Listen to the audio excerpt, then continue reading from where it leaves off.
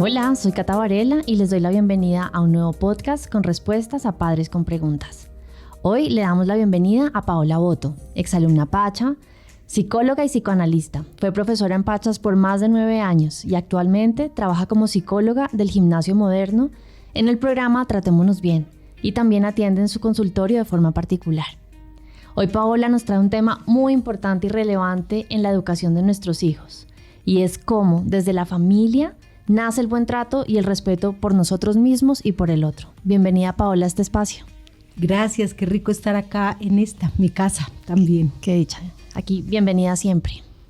Bueno, quisiera iniciar por algo básico y aparentemente obvio, pero que considero como que es importante para ponernos como en sintonía para hablar de hoy, pues este tema que nos trae hoy.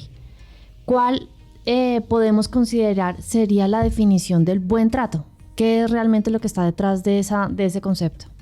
Bueno, pues el concepto de buen trato se puede construir a partir de lo que sentimos por el otro, ¿sí? O ni siquiera, me voy a volver un poco, es lo que sentimos primero por nosotros mismos. Y es la capacidad de amarnos, de considerarnos, de entender nuestras necesidades, nuestros deseos, lo que queremos, y ya cuando sabemos lo importante que es nuestra experiencia como individuos, pues nos vamos a conectar con otros. Y esto quiere decir que podemos dar lo mejor o nuestra mejor versión a otros desde el respeto y desde la consideración, que es finalmente la capacidad de entender la realidad del otro y unirla también pues con mis capacidades. O sea, más estamos hablando de un tema de empatía, de ponernos en los zapatos de los otros también. Sí, desde la empatía, pero es pues entender que hay una realidad distinta que puede que yo no la sienta o la sufra o tenga ese impacto emocional, pero sí sé y reconozco que hay un impacto emocional en el otro. Uh-huh. Sí, de pronto si yo no he vivido una experiencia similar, pues no sé qué se siente, ¿no? Okay. O sea, de pronto no puedo estar en ese zapato, pero sí entiendo que pues hay un zapato, ¿sí? Uh-huh. Sí entiendo que hay una experiencia emocional que vive el otro.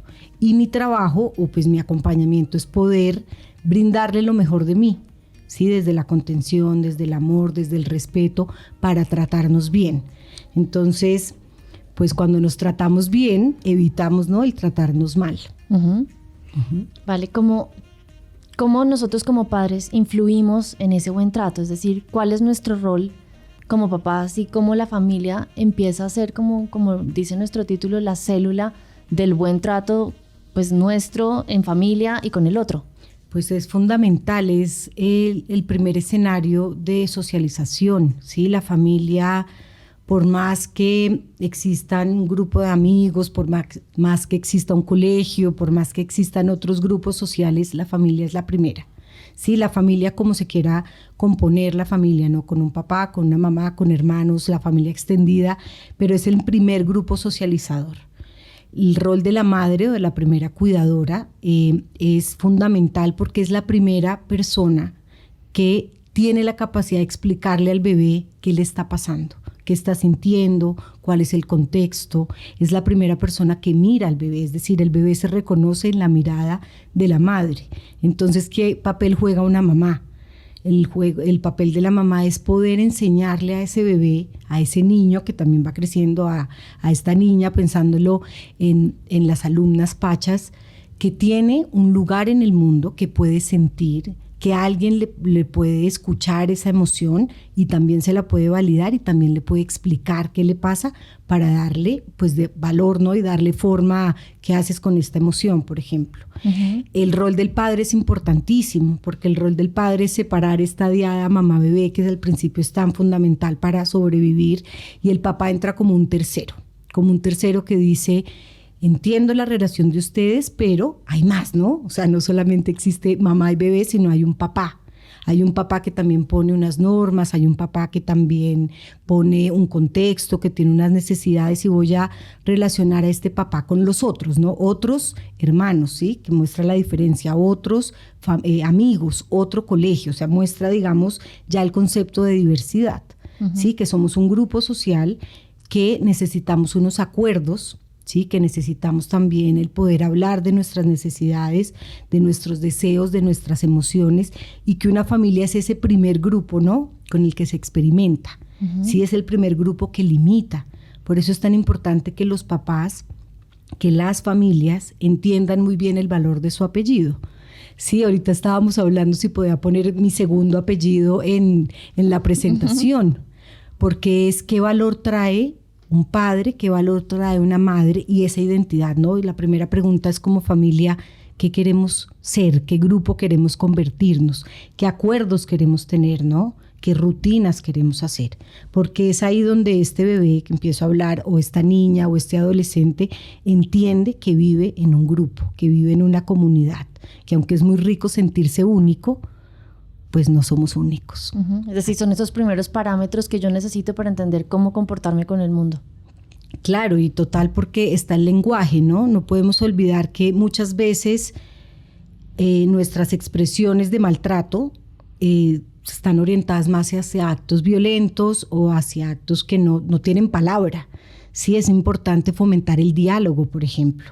Sí, entonces la familia es la que también empieza a poner esa pauta de hablar, de explicar las cosas con unas palabras, con un sentido, con unos símbolos, y hablar en familia.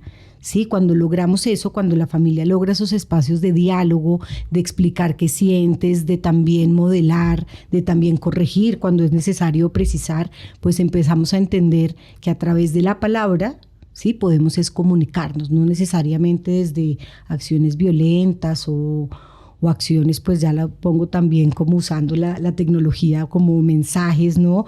Que llegan a las personas y pues lo que hacen es invalidar la experiencia del otro. Por eso en las familias cada uno tiene un lugar.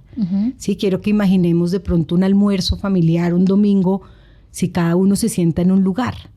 ¿Qué pasa cuando un miembro de la familia no está en ese almuerzo? Dejan la silla vacía, la ocupa cualquiera, cambiamos, nos turnamos, y es mostrar que la familia como célula, sí, tiene un lugar, cada persona tiene un lugar y lo ocupa no solamente en la mente de pues la familia como tal, sino se va dando, ¿no? Vamos conociendo, uno conoce a los hijos, uno conoce a los papás, uno conoce a la familia extendida, porque vamos ocupando ese lugar tanto físico como pues mental y emocional.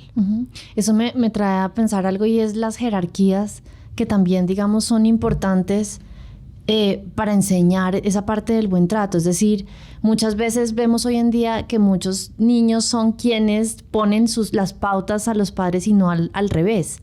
¿Sí? Pasa eso. A veces creo que nos desorganizamos como en esa célula que dices tú, que como un órgano tienes ciertas partes que van en un orden, y siento que a veces nos alteramos en ese orden. ¿Tú cómo lo ves? Sí, eso puede pasar.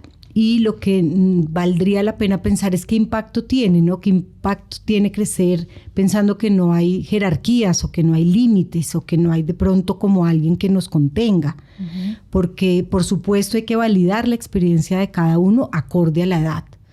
Pero los padres ocupamos un lugar muy valioso en enseñar la jerarquía, no desde de pronto prácticas pues autoritarias sin sentido, sino prácticas que pongan límites seguros. Sí, en casa hay un papá o una mamá, o bueno, como se esté pues dividiendo también las familias, porque hay muchos esquemas ahora o expresiones, ¿no? Pero pues así sean los papás separados o vivan en la misma casa, hay una jerarquía. ¿Y por qué los adultos tenemos que volver a esas jerarquías? Es porque tenemos más experiencia, porque tenemos más conocimiento, porque también tenemos que honrar, ¿no?, nuestro recorrido, y aprendemos de nuestra experiencia. ¿Qué le enseñamos a nuestros hijos? Un poco nuestra experiencia, también, ¿no?, permitiendo que ellos vivan, que ellos se cuestionen, que ellos pregunten, que ellos experimenten, pero nosotros somos los que decimos, mira, pensemos en esto, ¿qué pasó acá? ¿Por qué incumpliste, no sé, esta norma? ¿Cuál es la norma que debemos poner? Porque nosotros pues tenemos más conocimiento también. Entonces sí creo que las jerarquías amorosas, respetuosas, comprensivas, pues tienen que también estar, pero sí tienen que existir. Y es como ponía el ejemplo de la mesa. ¿Quién se sienta como en las cabeceras? Y pues hay un chiste que dice el que paga la cuenta. pues sí, los papás digamos que pagan la cuenta, somos responsables de nuestros hijos hasta que incluso pues ellos cumplan su mayoría de edad. Entonces sí, nos toca pagar cuentas y pues nuestro trabajo es acompañarlos. Ven, ya tú que llevas tanto tiempo trabajando en esto de cómo tratarnos bien y cómo desarrollar todo esto en las personas, en las familias, ¿cómo has visto el tema de la llegada de las redes sociales? Todo esto, digamos, esta información masiva que reciben hoy en día nuestros hijos, ¿sientes que eso afecta ese buen trato que esperamos en las familias? Porque muchas veces creemos que eso nos ayuda a alterar un poquito lo que tratamos de hacer desde casa, pero tú que tienes experiencia en eso, ¿lo has visto? ¿Sientes que eso ha hecho que cambien ciertas cosas o cómo lo ves? Pues es otra forma de recibir información. Y vale la pena siempre poner en duda qué información recibimos, ¿no? Una cosa es la información, otra cosa es el conocimiento. Cuando la información se vuelve conocimiento, cuando lo ponemos en duda, cuando entendemos más, cuando entendemos el impacto y el sentido, ¿no? Que eso tiene que ver o no con nuestra vida. Las redes pues muestran muchos modelos de relacionamiento. No sé si los más populares son los del buen trato, ¿no? Que hacen de pronto énfasis en los valores, que hacen énfasis en el compartir con el otro, en vivir una experiencia más desde la contemplación, desde el bienestar, desde el placer. Creo que eso es como unos mensajes. Pero veamos los otros, ¿no? Que son de pronto cuando nos burlamos de alguien, cuando de pronto por algo orgánico, por algo de nacimiento, una marca, una patología, pues eso es lo que se vuelve motivo de burla, de desprestigio, cuando no cumplimos unos estándares. ¿Qué hacemos con esta información? Porque esto no promueve el buen trato, ¿sí? De pronto promueve muchas veces el juzgar, el no entender y pues se pierde, digamos, la experiencia de conectarse con un otro distinto. Entonces sí vale la pena revisar como familia qué pasa con las redes, qué vemos, qué consumimos y por qué son tan atractivas, ¿no? ¿Por qué nos gustan tanto y qué están evitando? Una de las posturas que pensamos los psicólogos es que entretienen, porque es más rico entretenernos, ¿no? Pero también en ese entretenimiento, pues cómo lo volvemos es conocimiento. Entonces creo que un trabajo importante de los papás es ponernos a hablar de qué pasa en las redes, qué vemos, qué se consume, y por qué esto es tan llamativo pues para todos, porque aunque decimos que los jóvenes de pronto son los que más lo consumen, no, nosotros también a veces como adultos después de un día laboral revisamos nuestro celular en la comida o hablando con los niños supuestamente y pues nadie está conectado en la familia, sino conectado afuera. Oye, esto me despierta una pregunta que no sé tú cómo lo ves, pero nosotros digamos que incluso interpretamos como situaciones de acoso cuando hay, digamos, algún tipo de burla. Tú ahorita lo mencionabas, que nos burlamos de algún defecto o que les ponemos apodos que no son, digamos, que agradables para esa persona. Muchas veces eso pasa dentro de las familias, ¿o no? Que a lo mejor uno hace como algún tipo de comentario sin querer o compara a sus hijos o sea, desde esas pequeñas cosas podemos estar fomentando también temas que no nos llevan necesariamente al buen trato. Sí, por supuesto, y esto a veces es difícil de entender, ¿no? Ese apodo que le decimos a un hijo o a una pareja que suena bien, se vuelve hasta un modo de chiste, pero de pronto no está teniendo pues ese impacto, ¿no? Porque le damos un nombre a alguien de la familia. Y cuando diseñamos un apodo o nos inventamos un apodo, lo primero hay que preguntarle si le gusta o no, por ejemplo. ¿Sí? Es normal esas peleas de hermanos que decía tú eres adoptado, ¿no? Como te rechazo. Y pues está el conflicto del hijo diciendo no, este es mi lugar. Sí, y esto vale la pena pensarlo como en la familia cuando hablaba de ponerle no un lugar, es ir reconociendo qué características tiene. Y esto hablamos desde lo positivo, desde las fortalezas de carácter, pero también de pronto aspectos a mejorar. ¿Por qué? Porque cuando pasa esto, digamos, del acoso, cuando uno sale a un contexto más diverso, pues uno quiere ocupar ese lugar. Sí, uno también quiere ser reconocido, uno quiere ser importante en un salón de clase, en un grupo, pero también hay que pensar, bueno, ¿yo qué aporto y yo qué tengo? No, uno, para mejorar y dos, también, pues, que se vuelve una fortaleza para compartir. Entonces, en las familias, si empezamos a trabajar con todos los miembros, pensando qué te gusta hacer, qué no te gusta hacer, qué haces bien, cómo aportas, ayudar a que los niños también tengan responsabilidades y tareas en casa, pues esto hace que uno de verdad ocupe un lugar, ¿no? No que es como yo soy el hijo favorito o yo soy la hija rechazada o yo tengo esto, sino en mi casa también me necesitan, ¿no? Mis amigos también me necesitan y me quieren. Entonces es importante darnos ese lugar con acciones puntuales y cuidar mucho el lenguaje. También la intensidad, porque pues me voy a ir un poco al tema del acoso escolar, por ejemplo, pues tiene 3 funciones. Claro, decimos acoso escolar porque pasa en el colegio, pero la pregunta es, ¿qué pasa en casa? ¿No? También hay situaciones de maltrato, de abuso, de pronto del chiste que se repite y una persona, un hijo no se está sintiendo bien. ¿Eso somos capaces de mirarlo como padres? Claro, es un reto importante y ahí me gustaría que nos compartieras cómo como papás podemos fomentar el buen trato en casa, es decir, cuáles son algunos tips, actividades, algo que tú consideres, aparte del lenguaje, ese lenguaje positivo, ese lenguaje que me permita, como tú dices, sentir que tengo una importancia en mi familia, pero aparte de eso, ¿qué otras cosas debemos tener en cuenta los papás para garantizar por lo menos que haya un espacio en el que se promueva el buen trato? Sí, el primero es el ejercicio constante del autoconocimiento, ¿no? De tener conversaciones con los hijos para que ellos logren identificar sus aspectos positivos, sus fortalezas, sus cosas para mejorar y que entiendan, ¿no? Cómo empieza a darse su identidad, sus gustos y qué quieren hacer, o sea, que todo esto se valide. También es importante que los hijos puedan tomar algunas decisiones acordes a su edad.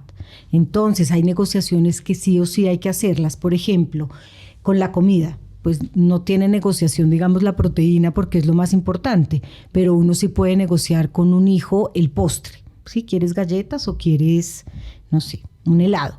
Porque muchas veces los adultos también hacemos imposiciones. ¿Sí? Como esta es la hora de dormir y punto, o esta es la hora de comes esto y punto, y no entendemos también el deseo de un hijo que, por ejemplo, pues ya no come más, no puede comer más, ¿sí? O no se quiere poner esta ropa. Entonces sí tenemos que ser muy críticos en decir cómo mi modelamiento los ayuda a organizarse y a nutrirse y a estar en un escenario de seguridad, pero también cómo ellos pueden empezar a usar su voz para definir qué quieren. ¿Sí? También va a ser una experiencia dolorosa para los papás, que se da mucho más en la adolescencia, pero que empiecen a dudar también de nuestras enseñanzas. ¿Por qué? Porque cuando hay una situación de acoso, por ejemplo, o una situación donde recibo cosas negativas, pues empiezo a dudar es de mí. Claro. Sí, precisamente lo que necesitamos es que una persona no dude de quién es, ¿sí? Sino tenga seguro, pues, qué le gusta, qué hace, qué aporta, qué quiere, qué lugar tiene en el mundo, cómo lo está construyendo, pero a veces no necesita dudar de lo que escucha para que finalmente esas palabras o esos actos que no son tan buenos, tan asertivos, tan adecuados, pues tengan ese impacto de creencia, ¿sí? Sino yo dudo de lo que me dicen, yo dudo también de que me estén imponiendo cómo vestirme, ¿sí? Qué comer. Hay un momento que hay que ser obviamente muy asertivo como papá y preguntarse ¿qué puedo hacer que mi hijo dude de mí, no? ¿Qué puedo hacer que mi hijo pues se vista un poco como quiera, así no me guste, pero pues es mostrar, es diferente las prácticas si me voy a ir como un tatuaje o como un piercing, pues que esto también implica un trabajo mucho más, o pintarse el pelo más profundo, ¿no? Porque es pues un impacto en el cuerpo. Pero por ejemplo que un día se ponga, no sé, un pantalón de un color u otro, pues también es una zona de experimentación que hay que adecuar, modelar y acompañar. Y yo creo que también está en eso que estás mencionando, como el reconocer esos talentos que no necesariamente son los que tiene todo el mundo. Es decir, no todos nuestros hijos van a ser los mejores académicamente. Algunos serán mejores en matemáticas, otros serán mejores artistas. Pero está también como desde nosotros como papás poderles dar como esa fuerza para decir, eso que tú haces vale mucho, ¿verdad? Porque en algún momento puedes llegar a juzgar de pronto desde casa si tu hijo no necesariamente tiene el mejor desempeño académico, o si tu hijo no necesariamente es la persona más sociable. Hay muchos niños que son tímidos y muchas veces los forzamos de pronto a querer ser o parecer a otros, y creo que desde ahí que a veces siento yo que como papás nos falta también como acordarnos un poquito, a irnos como hacia atrás y decir, yo tenía estas características y necesito que las reconozcan y las validen. Porque además de todo creo que eso me enseña a mí a reconocer y a validar al otro y respetarlo, que al final es el objetivo de esta charla, entender cómo si yo soy respetado, lo más probable es que yo respete al otro. Es como los parámetros que sí, porque el buen trato es tratar bien al otro siendo el otro. Cuando esa persona no cumple mis expectativas, pues seguramente va a ser más difícil tratarlo bien, ¿no? Porque va a ser más difícil respetarlo. Pero entonces acá empieza un trabajo muy importante, es de verdad ver al otro. Sí, quiero que pensemos en esa figura de la madre cuando mira al bebé. De verdad lo está mirando, lo está complementando, lo está buscando cada detalle desde el amor, ¿no? Desde verdad como esto es un milagro, ¿sí? ¿Cómo hacemos para ampliar también pues nuestras características? Y esto me ha parecido un programa muy bonito que hacemos en el Gimnasio Moderno y es la psicología positiva. Tiene algo que ya se llaman fortalezas de carácter, son 24. Y esto pues nosotros lo tratamos de desarrollar desde los niños pequeños y pues van creciendo y van identificando muy bien sus fortalezas de carácter. ¿Cómo sabemos cómo están, no? La primera es que una fortaleza de carácter surge de una manera muy natural. Es lo que hacemos bien, como de una manera muy intuitiva, ¿no? Decimos como, esto es mío, ¿sí? Y por eso se practica tantas veces. ¿Cuáles son? Pues son 24, pero está no solamente en lo académico, sino, por ejemplo, está el ser bondadoso, el ser agradecido, el ser creativo, el amor por el aprendizaje, la parte espiritual, el servicio, el humor. Entonces son otras características que amplían una clasificación, que amplían poder entender al otro qué tienes, cuál es tu riqueza y qué aportas, ¿no? Qué aportas a mi familia, qué aportas al colegio, qué aportas a otro grupo, ¿no? En el que pertenezcas, en deportes, en otras actividades que pues los jóvenes están, y es validarlas como algo muy importante, es decir, la capacidad de agradecer, no de la palabra gracias por educación, sino el agradecer y el entender que esto yo no me lo merezco, sino hay alguien que se tomó el tiempo de hacer una buena acción para mí o por mí, ¿sí? El amor por el aprendizaje, ¿no? Y es cómo aprendo y cómo enseño, ¿no? A otro algo que de pronto no lo tiene tan claro. O la creatividad, que es la que nos saca de aprietos porque pues es buscar una solución distinta a lo que todo el mundo ve. Cuando trabajamos esto, pues los estudiantes, en nuestro caso en el moderno, pues empiezan a sentirse plenos, ¿sí? Y pensando en la experiencia de las Pachas, tú lo decías, yo fui exalumna y profesora, y creo que lo maravilloso acá es que es un escenario donde estas fortalezas de carácter, por ejemplo, pueden expresarse, pueden darse, hay muchos escenarios de trabajo, de estar vinculados, y creo que uno de los éxitos de un colegio como Las Pachas, un colegio como el moderno, un consultorio, cuando yo lo pienso con mis pacientes, y es que la gente quiere estar, los niños quieren estar, ¿sí? Los adolescentes quieren ir. Entonces lo pienso en la familia, cómo nos volvemos esa célula de estar, ¿no? Respetando que un adolescente seguramente va a querer alejarse y lo necesita, dándole más importancia a los amigos, ¿no? que a los papás, pero qué rutinas o qué costumbres o qué rituales sigo haciendo en casa para que mis hijos quieran estar, ¿sí? Para que mis hijos se sientan contentos de tener los apellidos, que se sientan seguros, que sientan que es un lugar donde pueden hablar, donde pueden proponer una idea, donde pueden tener una conversación y cuestionar, obviamente pues desde el respeto, porque es más el cuestionar para dialogar, ¿sí? Para escuchar, no para responder. Y cuando hacemos que nuestros hijos quieran estar en casa, porque cocinar el domingo es una aventura, porque el viernes es día de pizza y cada uno puede escoger un sabor, pues va a querer estar, no va a querer tratarse bien. Entonces sí hay que trabajar también el sentido de pertenencia, sí hay que inventarse rituales que unan a las familias, sorpresas, ¿no? porque a todos nos gusta sentirnos importantes, queridos, amados. Entonces, busquen la manera de dialogar con los hijos, busquen la manera de expresar su amor. Yo siempre pongo el ejemplo que con mi sobrino yo le escribo, le mando memes, le mando stickers y tenemos una colección y nos reímos, ¿sí? Y aunque no hay palabras, pues hay símbolos, pero es un contacto permanente. ¿Cómo me comunico con un adolescente? Pues con su forma de hablar. Conecte, claro. Exacto. ¿Cómo me comunico con un niño más pequeño, de pronto en preescolar o en primaria? Con cuentos, ¿sí? Con nuestras experiencias también como adultos, con nuestras historias, o pues hay unos cuentos muy, muy divertidos de leer con ellos que es adecuado a su desarrollo. Sí, yo creo que digamos como para ir cerrando este tema, siento yo que nos acabas de dar algunas ideas que me gustaría como concretar de esas ideas que tenemos los papás para ir fomentando estos espacios tan enriquecedores en casa, para oírnos, ¿no? Estos rituales. Acabas de dar un par de ideas que, no sé, los viernes de pizza, que tengamos un espacio mamás e hijas de pronto para hacer manualidades, para poder hablar, para que ellos mismos sientan ese escenario de confianza en el que pueden contar si algo les está pasando, si tienen dudas. Sí, yo tengo 2 hijas chiquitas y normalmente a veces me llegan con preguntas que yo agradezco que me las hagan a mí, ¿sí? Porque yo puedo tener la posibilidad de hablarles de como lo vemos desde la familia, y no prefiero a que no las consulten, digamos que de primera mano por fuera. Entonces sí, abrir estos espacios en casa me parece un tema súper valioso para todos, y es como generar un ambiente seguro en el que yo sea capaz de expresar algo que estoy sintiendo, algo que estoy pensando, e incluso compartir con ellos ideas de qué se les ocurre para que sea como un ritual de familia.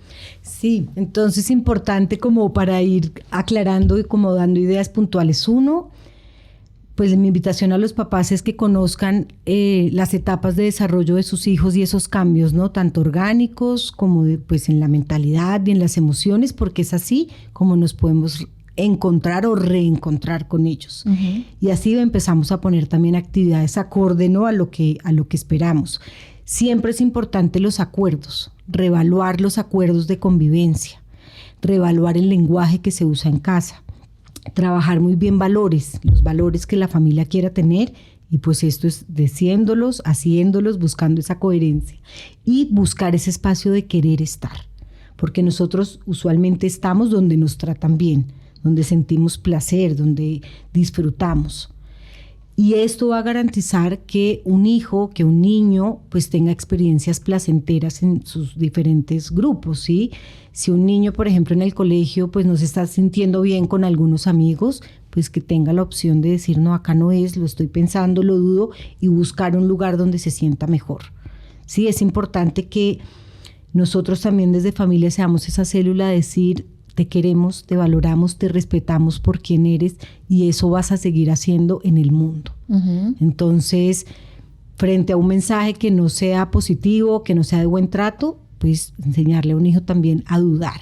Y muchas veces, porque en la familia estamos hablando del escenario mágico, ¿no? De una casa que está organizada, que cumple, que se puede, pero también ante situaciones como un conflicto, una pelea, unas palabras de pronto que no son las más adecuadas, hay que hablar de eso después. Hay que explicarlo, hay que poner en palabras, me dolió esto que pasó, no estuve de acuerdo con esto, porque esto es lo que finalmente modela. Sí, hay un conflicto normal, porque somos distintos, pero lo modelamos. Sí, volvemos otra vez al buen trato, volvemos otra vez a construir ese ambiente seguro, amable y respetuoso. Uh-huh. Y que no nos olvidemos nunca que somos ejemplo para nuestros hijos permanentemente, la forma en que hablamos, cómo nos comportamos, cómo tratamos al señor del parqueadero, al mesero, son todos ejemplos para que nuestros hijos vean cómo consideramos nosotros que debería ser el trato a los demás. Entonces, tenemos además esa responsabilidad gigante como papás de ser ejemplo permanentemente. Sí, y esto es un trabajo buenísimo.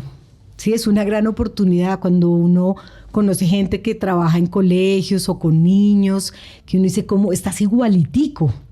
Y es porque primero los niños nos retan todo el tiempo, ¿sí?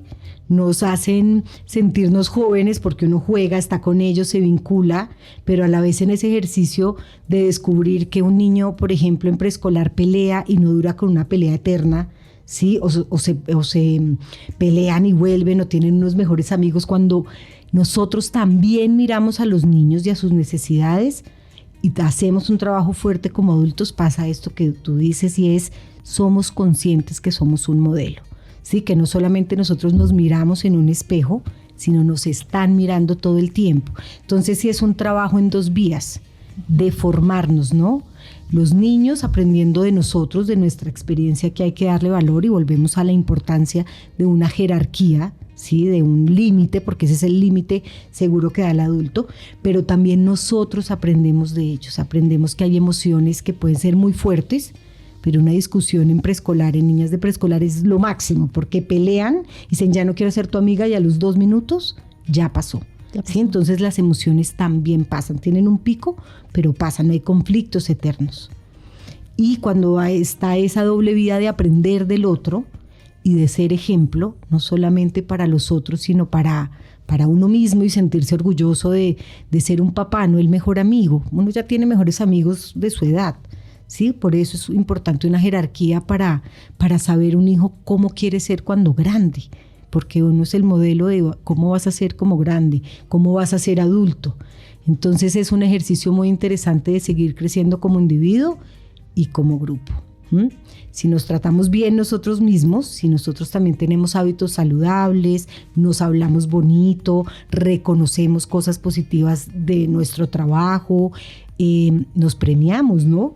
Nos acompañamos, pues asimismo vamos a dar a otros esa experiencia de vida. Así que primer y más importante como tip, cómo se cuida cada uno, ¿sí? Como individuo, cómo se acompaña como individuo, qué tiempo tiene para el bienestar y el autocuidado, y eso es lo que vamos a empezar a transmitir. No, Paola, pues muchas gracias, creo que ha sido súper enriquecedor esta charla contigo. Hay muchos temas que yo creo que a todos como papás nos tocan, muchas cosas que reflexionar cada uno de cómo lleva su casa, su vida, y cómo somos ejemplo y cómo aprendemos de ese ejemplo de nuestros chiquitos también. Entonces, 1000 gracias por compartir esto, por tu generosidad con venir a este espacio. Qué rico tenerte acá, que vuelvas a tu casa. Gracias. Y pues nada, ojalá podamos pronto volver a tenerte por acá. Claro que sí. Muchas gracias a todos por acompañarnos y nos vemos en un próximo podcast.